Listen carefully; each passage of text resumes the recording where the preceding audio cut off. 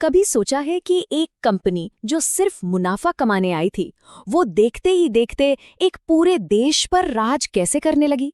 आज हम इसी कहानी की परतों को खोलेंगे और देखेंगे कि इस एक बदलाव ने भारत के गांव देहात की पूरी तस्वीर हमेशा के लिए कैसे बदल दी। तो इस कहानी को शुरू करते हैं इन दो खूबसूरत कपड़ों के प्रिंट्स से। एक है भारत की कलमकारी और दूसरा इंग्लैंड का मॉरिस कॉटन प्रिंट। पहली नजर में दोनों काफी अलग हैं, लेकिन इनमें एक चीज बिल्कुल कॉमन है। वो क्या है? वो है ये गहरा शानदार नीला रंग, जिसे हम कहते हैं इंडिगो। जी हाँ, नील। मतलब क्या किसी रंग का भी अपना कोई इतिहास हो सकता है? सुनने में थोड़ा अजीब लगता है ना, पर यकीन मानिए, इस नीले रंग की कहानी सिर्फ एक रंग की नहीं है।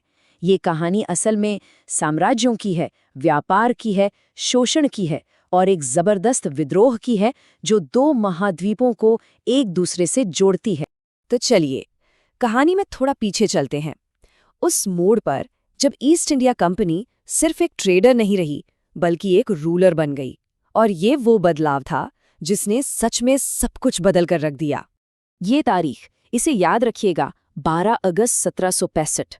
इस तस्वीर में जो दिख रहा है वो कोई आम मुलाकात नहीं है। यहाँ रॉबर्ट क्लाइव मुगल बादशाह से बंगाल, बिहार और उड़ीसा की दीवानी हासिल कर रहे हैं। ये सिर्फ एक डील नहीं थी, ये पावर का ट्रांसफर था। तो दीवान बनने का मतलब क्या हुआ?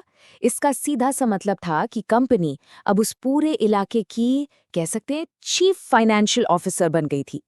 जमीन से टैक्स यानी रेवेन्यू वसूलने का सारा कंट्रोल अब कंपनी के हाथों में था। अब देखिए, कंपनी के पास पावर तो आ गई थी, पर उसकी सोच, उसका डीएनए अभी भी एक ट्रेडर वाला ही था। और यहीं से असली प्रॉब्लम शुरू हुई। उन्हें इंडिया से ही रेवेन्यू चाहिए था ताकि वो अपने सारे खर्चे निकाल सके और यहीं के पैसे से इंडियन माल खरीदकर वापस इंग्लैंड भेज सके। मकसद बिल्कुल साफ था, ब्रिटेन से सोना चांदी लाना बंद करना है। और इस मकसद को पूरा करने के लिए उन्हें एक सिस्टम चाहिए था। एक ऐसा सिस्टम जो उन्हें लगातार एक फिक्स्ड इनकम देता रहे। और इसी खोज में उन्होंने अपना पहला बड़ा दांव खेला। लेकिन एक प्रॉब्लम थी। जिस बंगाल पर वो राज करने आए थे, उसकी हालत बहुत ही खराब थी। इकॉनमी पूरी तरह से ठप थी, कारीगर गांव छोड़कर भाग रहे थे, खेतीबाड़ी का बुरा हाल था और इन सब के ऊपर 1770 में एक इतना भयानक अकाल पड़ा कि करीब 1 करोड़ लोग मारे गए। अब ऐसे में रेगुलर रेवेन्यू इकट्ठा करना कंपनी के लिए एक बहुत बड़ा चैलेंज था। तो इस चैलेंज से निपटने के लिए 1793 में गवर्नर जनरल चार्ल्स कॉर्नवालिस एक आइडिया लेकर आए, एक परमानेंट सॉल्यूशन। इसे नाम दिया गया परमानेंट सेटलमेंट या स्थायी बंदोबस्त। सिस्टम सिंपल था, राजाओं और तालुकदारों को जमींदार बना दिया गया। वो किसानों से किराया वसूलेंगे और कंपनी को एक फिक्स्ड अमाउंट देंगे। और सबसे खास बात क्या थी? ये अमाउंट हमेशा के लिए फिक्स था, परमानेंट। सुनने में तो ये प्लान काफी अच्छा लगता है ना, एक परमानेंट सॉल्यूशन, पर हकीकत कुछ और ही निकली। इस सिस्टम ने जमींदार और किसान दोनों की जिंदगी में नई परेशानियां खड़ी कर दी। इसका नाम था परमानेंट सेटलमेंट, लेकिन जमींदारों के लिए ये कुछ भी परमानेंट नहीं था। पता है क्यों? क्योंकि कंपनी ने जो रेवेन्यू फिक्स किया था वो इतना ज्यादा था कि ज्यादातर जमींदार उसे चुका ही नहीं पाते थे। और नतीजा, उनकी जमीनें छीन ली जाती थीं और कंपनी उन्हें नीलाम कर देती थी। तो परमानेंट सेटलमेंट फेल होने के बाद कंपनी को एक बात तो समझ आ गई कि फिक्स्ड रेवेन्यू से उनका काम नहीं चलने वाला। उन्हें और पैसा चाहिए था। तो इंडिया के दूसरे हिस्सों में उन्होंने नए सिस्टम ट्राई किए, जैसे महालवाड़ी सिस्टम, जहां पूरे गांव यानी महाल की तरफ से गांव का मुखिया टैक्स देता था। और दूसरा था रैयतवाड़ी सिस्टम, जहां कंपनी सीधे किसानों मतलब रैयतों से टैक्स लेती थी। और इन दोनों सिस्टम्स में सबसे बड़ा फर्क ये था कि रेवेन्यू फिक्स नहीं था, इसे समय समय पर बढ़ाया जा सकता था। लेकिन कंपनी की भूख सिर्फ जमीन के टैक्स से मिटने वाली नहीं थी। उनकी नज़र देहात की एक और चीज पर थी, कुछ ऐसी फसलें जिनकी यूरोप में जबरदस्त डिमांड थी। और यहीं पर हमारी कहानी वापस घूमकर उसी नीले रंग पर आ जाती है। देखिए, यूरोप में भी एक पौधा उगता था, वोड नाम का। वो भी नीला रंग देता था, पर एकदम फीका, डल सा। और दूसरी तरफ था इंडियन इंडिगो, यानी हमारा नील। और उसका रंग क्या कहने, एकदम रिच, ब्रिलियंट ब्लू। ब्रिटेन की कपड़ा मिले तो बस इसी रंग की दीवानी थी। वो इसके लिए मुंह मांगी कीमत देने को तैयार थे। और इस दीवानगी का नतीजा?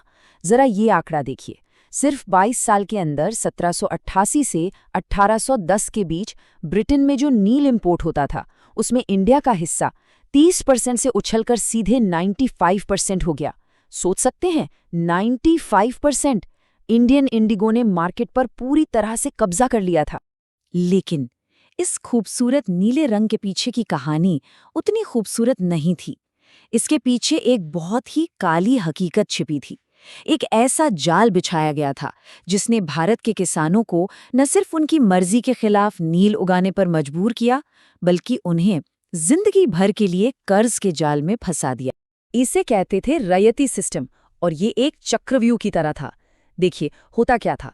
बागान मालिक यानी प्लांटर्स किसानों से जबरदस्ती एक कॉन्ट्रैक्ट साइन करवाते थे, जिसे सट्टा कहा जाता था। इसके बदले उन्हें थोड़ा सा कैश एडवांस मतलब लोन मिल जाता था। फिर जब नील की फसल तैयार होती तो प्लांटर्स उसे इतने कम दाम पे खरीदते कि किसान अपना लोन कभी चुका ही नहीं पाता था, और जैसे ही वो फसल जमा करता उसे एक नया लोन दे दिया जाता था, और ये साइकिल कभी खत्म ही नहीं होती थी। और सबसे बुरी बात, नील की खेती के लिए सबसे अच्छी, सबसे उपजाऊ जमीन चाहिए होती थी, वही जमीन जिस पे किसान अपने परिवार का पेट भरने के लिए चावल उगाना चाहता था। इस तस्वीर को देखिए, नील की खेती में कितनी ज्यादा मेहनत लगती थी इसका अंदाजा लगाया जा सकता है। और इसकी टाइमिंग भी ऐसी थी कि जब नील की कटाई होती, ठीक उसी वक्त चावल की फसल का भी काम होता था। मतलब किसान बेचारा अपने खाने के लिए भी फसल नहीं उगा पाता था। सालों तक ये सब चलता रहा, ये जुल्म किसान सहते रहे। लेकिन हर चीज की एक हद होती है। आखिरकार उनके सब्र का बांध टूट गया, और फिर जो हुआ उसे इतिहास में ब्लू रिबेलियन या नील विद्रोह के नाम से जाना जाता है। कहते हैं ना, जब जुल्म हद से बढ़ जाता है तो आवाजें बुलंद होती हैं।